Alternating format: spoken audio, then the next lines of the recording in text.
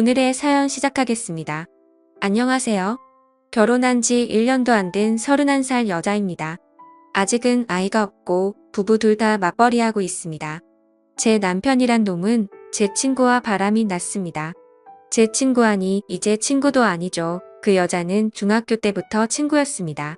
대학교 때 업소에서 일 다니며 한창 나이 많은 남자들과 파란만장하게 살았고 1년에 대여섯 번 만나던 남자가 바뀌던 그런 아이입니다. 어떻게 간호주무사 자격을 얻었고 병원을 이리저리 옮겨다니며 알바를 하며 삽니다. 저희 부모님은 자수성가하셨고 덕분에 남부럽지 않게 여지껏 저는 유복하게 살았습니다. 그걸 부러워했던 친구였지만 이럴 줄 몰랐네요. 저희 남편 가진 것 없고 홀어머니 밑에서 자랐습니다. 그래도 저 하나 사랑해주는 마음은 진실이 느껴져 결혼까지 했습니다. 결혼 전에 그렇게 구애하고 사랑한다며 노력하는 헌신적인 모습 때문에요. 결혼할 때 서울에서 비싸다는 지역의 50평 아파트를 저희 아버지가 해주셨고 예물 예단할 때도 남편 자존심을 지켜주기 위해 처녀 시절에 모아두었던 5천만 원을 내 남편에게 투자하는 거라고 나중에 갚으라고 으름장을 놓듯 손에 쥐어줬었고 그 돈으로 예물 예단 혼수까지 다 했습니다. 제 남편이 결혼할 때 쓴 비용은 3천만 원이었습니다. 어차피 나와 함께할 사람이니 그깟 돈 하나도 아깝지 않았습니다. 남편은 결혼 후 하던 일 그만두고 저희 아버지 회사로 들어갔습니다. 낙하산으로 들어가긴 했지만 열심히 일했고 그 모습에 아버지도 좋아하셨고 저도 뿌듯했습니다. 그런데 그런 남편놈 제 친구와 바람이라니요. 남편 핸드폰에 있던 제 친구의 사랑한다는 문자들 나중에 저희 아버지 돌아가시면서 회사 집당 별장 다 본인 거라는 등 저보다 너가 몸매가 더 좋고 이쁘다는 등 그간의 충격적인 행적들이 고스란히 담겨 있었습니다. 남편은 야근과 출장이 잦았는데 그때는 그저 성실히 사는 줄만 알았습니다. 4박 5일이라는 출장이 아버지께 듣기로는 2박 3일이었고 그땐 업무차 사정이 있을 거라고 대수롭지 않게 넘기곤 했었습니다. 그동안의 야근과 출장은 제 친구와 미래를 위한 수단들이었습니다. 그녀놈들 증거 다 가져다 놓고 어느 날 같이 저녁이나 먹자고 저희 집으로 불렀습니다. 결혼 전에도 같이 놀곤 했거든요. 앞에서 만났다며 둘이 같이 들어왔고 제 황당한 표정을 보더니 어디 아프냐고 묻네요. 증거들 던지면서 이혼하자고 했습니다. 그러니 남편이란 놈은 질질 짜면서 잘못했다고 하네요. 제 친구는 그 와중에 미안하다고 남편을 사랑한다네요. 너무너무 사랑하고 평생을 함께하고 싶답니다. 그저 황당히 눈물은커녕 웃음밖에 안 나더라고요. 그년놈들 만난 지 8개월 됐답니다.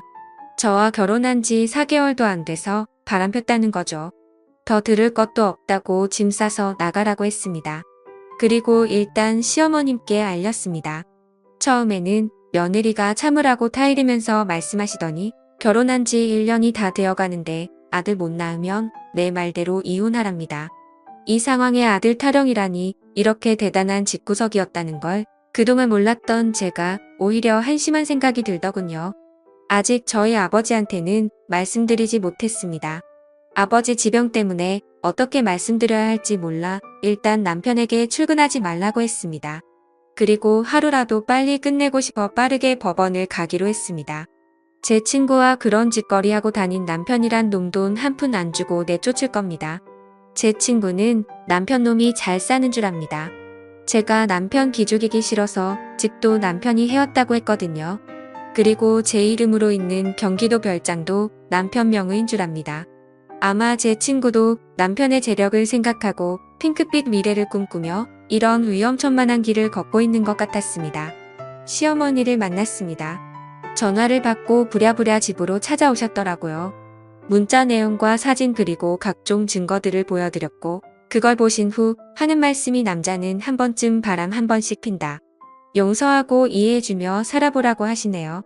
저는 그 사람을 믿었고 성실하고 나만 사랑해주는 모습에 만났습니다. 하지만 결혼한 지 4개월 됐을 때 바람을 폈는데 어떤 용서를 할 수 있을까요? 단호히 이혼하기로 마음먹었다 말씀드리니 그럼 짐 싸서 나가랍니다. 여기가 제 집이고 다 제 물건들인데 제가 어디를 나가야 하는 거냐 나가려면 아범이 나가야 하는 거 아니냐고 말씀드렸습니다. 그러니 이 집은 자기 아들 거라면서 짐 싸서 몸만 나가라네요. 자기 아들 인생 망쳐놨으면 됐지. 왜 집까지 빼앗아 가려 하냐고. 결혼한 지 1년이 다 되어 가는데 아들도 못 낳는 제가 오히려 더 문제랍니다. 막말로 무슨 노망이 난 줄 알았습니다. 하도 어이가 없어서 무슨 소리 하시는 거냐고 되려 여쭤봤더니 결혼할 때 집을 순전히 자기 돈으로 장만했다고 시어머니께 말했답니다. 전 그것도 모르고 남편놈 기살린답시고 친구들한테도 이 집 우리 서방이 해온 거라고 우리 서방 능력 있다고 입에 달고 살았는데 결혼 전 고작 3천만 원 보탰으면서 이 집을 쌓았다니요. 그 사람 결혼 전에 임용고시 준비한다고 해놓고 돈벌이가 없으니 컴퓨터 수리를 배워서 여기저기 다니면서 일했던 사람입니다. 저와 결혼하고 아버지가 하나뿐인 딸이고 하나뿐인 사위니 어차피 나중에 물려받을 회사 경영 수업 한다고 생각해 회사에 들였고 그 길로 임용고시 때려쳤습니다. 그런 놈이 이 집을 사왔다고요? 기가 차서 말도 안 나왔고 화가 속에서 끓어서 시어머니를 내쫓듯 집으로 보내버렸습니다.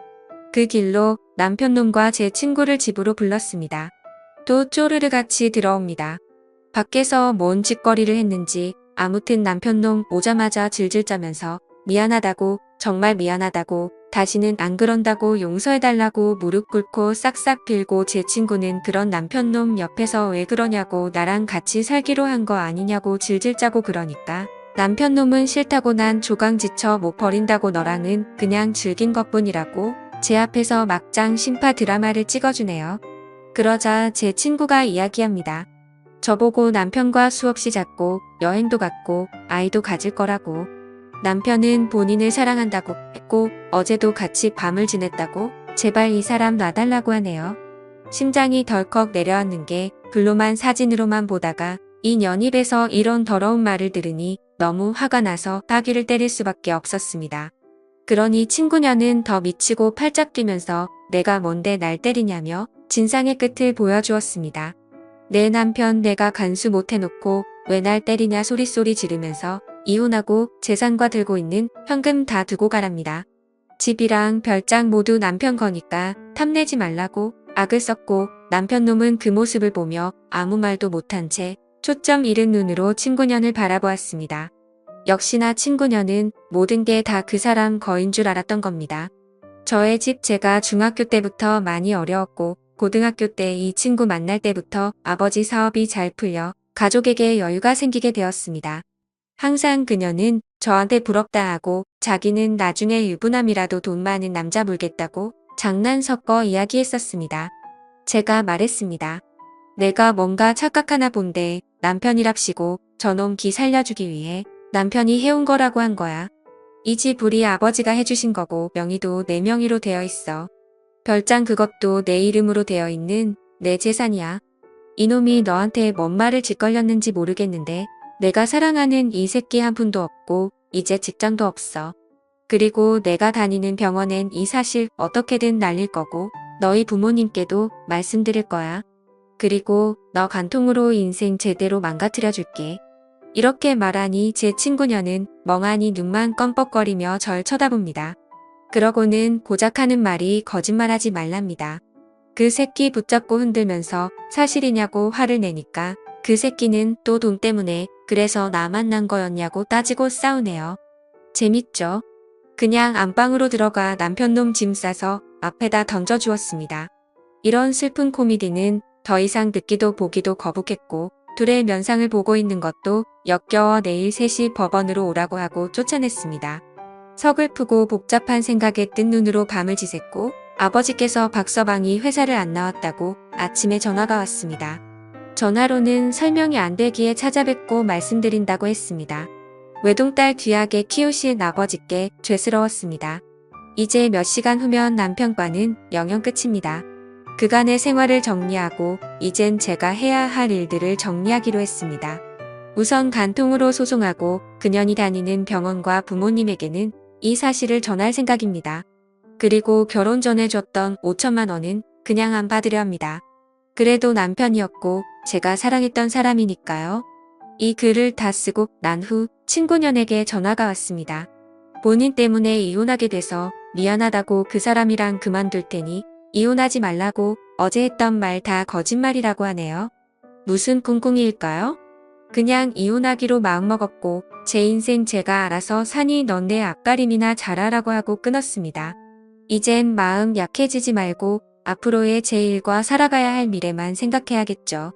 차분히 상황을 정리하기로 굳게 마음을 먹었고 다음날 부모님께 그간의 일들을 말씀드렸습니다. 아버지 지병 때문에 걱정이 많았었는데 생각보다 강하셨습니다. 어머니는 제 말 듣고 바로 눈물부터 보이셨는데 아버지는 혼자 계시고 싶다며 나가달라고 하시더라고요.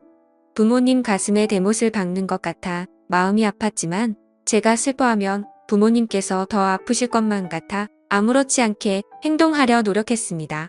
아버지께서 저녁까지 한참을 생각하시더니 저를 믿겠다며 제 선택을 존중해 주시겠다며 배는 안 고프냐고 저녁 먹자고 하시는데 마음이 참 아려웠습니다. 무겁게 저녁을 먹었고 다음날 그년 부모님을 찾아갔습니다.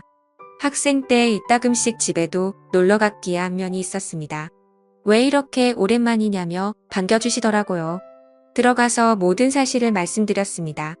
제 이야기를 다 들으시고 사색이 되셨고 처음에는 자기 딸이 그럴 일 없다고 어디서 함부로 짓거리냐며 내가 어찌 그럴 수 있냐고 소리소리를 지르셨으나 사진들과 문자를 보여드리니 아무 말 없이 멍하니 계시더라고요. 제가 죄송할 건 없지만 이제는 친구가 아니라고 어머니께서 아셔야 할 것 같아 이렇게 찾아왔다고 죄송하다고 말씀드리고 집으로 돌아왔습니다. 이제 소송을 준비해야겠죠. 소송이 끝나면 많은 사람들 속에서 아무렇지 않게 살아가겠죠. 아버지께서는 몇 달 외국에 나가 바람 쐬고 오라고 하셨지만 거절했습니다. 전 잘못한 게 없으니까요. 저는 이런 말도 안 되는 막장 소설 속의 주인공이 되었지만 대한민국 어딘가에서 열심히 살아갈 겁니다. 혼자서 이겨내기에는 감당이 안 될 것 같았는데 댓글들 보면서 용기를 얻습니다. 제 긴 글 읽어주셔서 감사드리며 다들 좋은 하루 보내시길 바라겠습니다. 영상 끝까지 시청해주셔서 감사합니다. 여러분의 생각은 어떠신지 댓글 남겨주세요. 재밌게 시청하셨다면 구독과 알림 설정 부탁드립니다.